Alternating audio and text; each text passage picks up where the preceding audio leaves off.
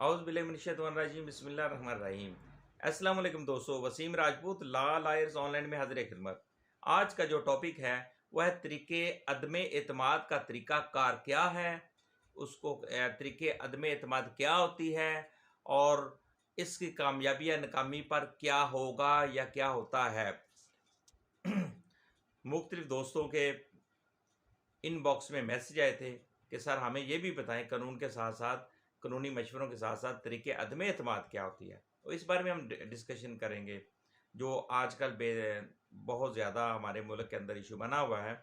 तो दोस्तों, लेक्चर को शुरू करने से पहले रिक्वेस्ट करूँगा कि आप चैनल को सब्सक्राइब कर लें और जैसे वीडियो इधर से अपलोड हो तो आप इस कानूनी रहनुमाई से मुस्तफ़ीद हो सकते हैं और इस चैनल को आगे शेयर भी किया करें। एक सदका जारिया है, एक फ्री सदका यानी कि वीडियोस, कानूनी मशवरे, कानूनी मालूमात दी जाती हैं इस चैनल से और इसको आगे शेयर करेंगे तो एक सदका जारिया समझ कर इस चैनल को भी शेयर करें, वीडियो को भी शेयर करें।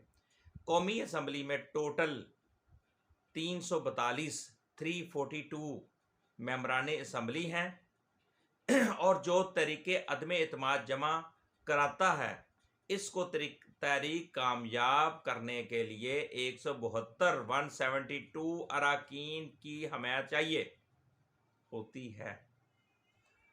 अब ये तो हो गया तो पहला स्टेप। अब दूसरा स्टेप, वज़ीर आज़म के ख़िलाफ़ तरीके अदम एतमाद पर राय शुमारी के लिए कौमी असम्बली के 20% या 68% अराकीन के दस्तखतों से अवान का अजलास बुलाने की दरख्वास्त जमा करवाई जाती है जिसके दौरान तरीके अदम एतमाद पर राय शुमारी होती है।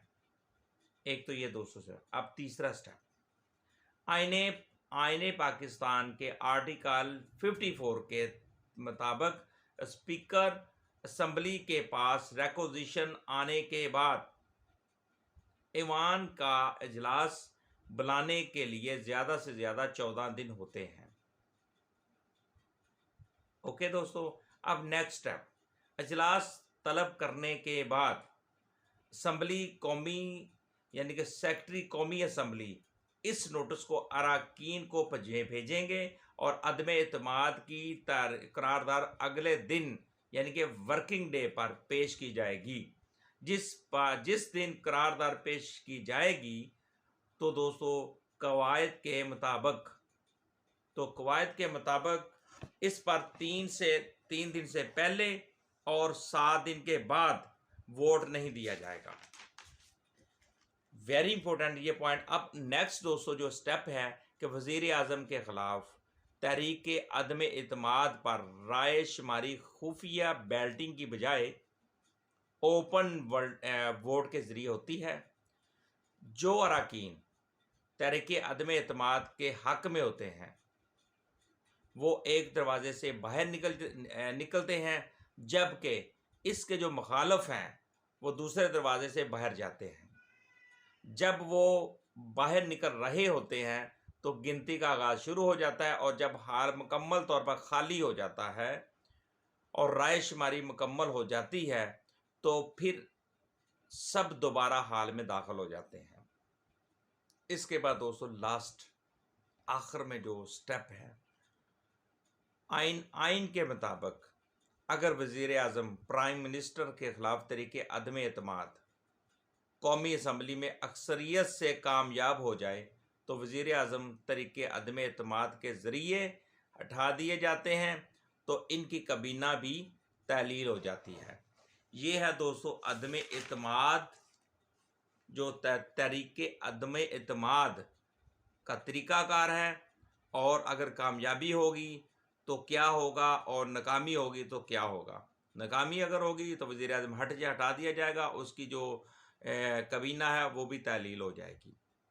तो ये एक इंतहाई वेरी इम्पोर्टेंट टॉपिक था जो कि हमारे माशरे के अंदर ये इस आजकल जो पंजाब असम्बली का हाल आपने देखा, इसी तरह कौमी असम्बली में वज़ीर आज़म का कल संडे है, एतवार है, तो कल ये होने जा रहा है अजलास तहरीक अदम एतमाद।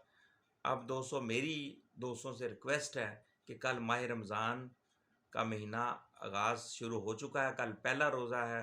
मेरी दोस्तों से रिक्वेस्ट है, मैं भी इंशाल्लाह आज तहज्जुद के वक़्त सभी दोस्त नफ़ल पढ़ें और सभी दोस्त दुआ करें अपने मुल्क के लिए। अल्लाह पाक हमारे मुल्क पर ख़ास करम अता फ़रमाए, हमारे मुल्क की हिफाजत फ़रमाए। ये इस्लाम के नाम पर मुल्क बना है और अल्लाह पाक हम सब पर रहम करे, हमारे मुल्क की हिफाजत फ़रमाए। हमारे जो मुल्क के हालात हैं उन पर रहम करे, हमारी परेशानियां, हमारे मुल्क की मुआशी और जितनी भी मसाइल हैं उनको हल फरमाए, हमारे मुल्क को तरक्की की तरफ गमज़न अता फरमाए। और जितने भी पाकिस्तानी कौम है सब पर अल्लाह ताला उनके रिज़्क़ में इज़ाफ़ा फरमाए, आपस में रहम फरमाए, करम फरमाए, आपस में प्यार मोहब्बत नसीब फरमाए। और ये मैं दुआ करता हूँ। और प्लीज़ आप भी इस मुल्क के, हमारे इस प्यारे खूबसूरत पाकिस्तान के लिए, हमारे खूबसूरत मुल्क के लिए जो बहुत ही जाने अदा करके, जाने दे के ये पाकिस्तान, इस पाकिस्तान को हासिल किया गया, इस खूबसूरत मुल्क को हासिल किया गया, तो अल्लाह पाक इस मुल्क की हिफाजत फरमाए। ये हमारा इस्लाम का किला है। अल्लाह पाक हमें हर मुश्किलात में से आसानी की तरफ लाए, हमें मुश्किलात में से कामयाबी अता फरमाए, हमारी मुश्किलें कम फरमाए और रहमत और फजल में हमें सब पाकिस्तानियों को आपस में सलूक और मोहब्बत से रहने की तौफीक अता फरमाए। और इन सियासतदानों को अल्लाह हदायत फरमाए और इस मुल्क से वो प्यार करें और इस मुल्क को इन मुश्किलात से निकलने के लिए उनको हदायत अता फरमाए। और जो इस मुल्क को माफिया लूटने के लिए दर पर है, अल्लाह ऐसे लोगों को हदायत फरमाए और दुश्मन को निस्त नबूत फरमाए। मुझे अपनी दुआ में याद रखिएगा। अस्सलामु अलैकुम।